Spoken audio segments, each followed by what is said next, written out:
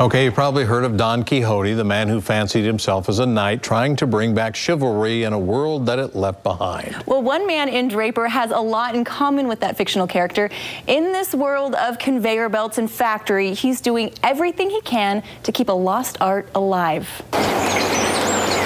Every good story begins with a piece of the past. The skin of it is 1/4 inch, 8-ply Baltic birch. You're looking at a piece of the infamous spruce goose, the wooden airplane built by billionaire Howard Hughes. It was a process called Duramold. Meet John Bruce. His father actually worked on the spruce goose. He was a hobby woodworker his whole life. When I was a Cub Scout, he taught me how to sharpen a knife, and first thing I did is I went and whittled off a little piece of my finger there. John inherited something from his dad, and those mutton chops run in the family. Family tradition. My brother has them, I have them.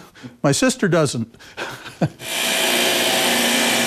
John's inheritance is a love of the old craft of woodworking, which is why he practically lives in this enormous shop behind his home. I mean, if you've got a place like this, you want to play. He's a man brimming over with stories. The time I spent in the Coast Guard, when I was a lighthouse keeper in Alaska. This one represents when I got arrested in Yugoslavia for spying. Long story. His life is now filled with quiet moments, with a soundtrack provided by Tchaikovsky.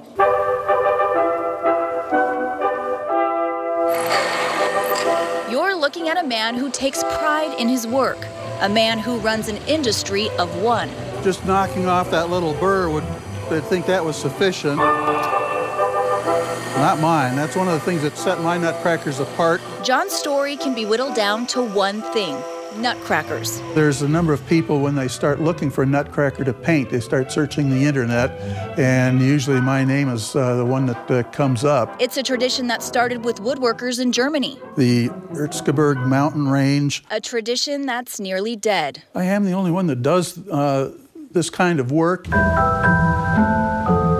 John stands alone, holding back the hordes of mass-produced nutcrackers. Don't admire them at all because so many of them are kind of ugly looking. I mean, the ones from China, there's a place up in Washington that makes what they are calling nutcrackers, and I think that is an insult to call that a nutcracker. This modern-day Geppetto crafts every Pinocchio by hand and lets his customers do the painting. The ones that want something that's really good that they will hand down, yes, they come to me. In many ways, John's story is that of a man born in the wrong century. And here I am still doing my little thing. Every good story ends with a piece of the future, something uplifting. I guess you could look at it that way. But this is John's story, and when it comes to handing down this old tradition, he doesn't have much to say. It would be nice to see it preserved. I'm not sure what you can look forward to, down the road. I can't say I'm wildly optimistic, if you want to put it that way. John says he's basically the only one still making unpainted, handcrafted nutcrackers. There are still places to buy those of the finished variety, but the German company, John says, is one of the biggest, just went bankrupt a few months ago.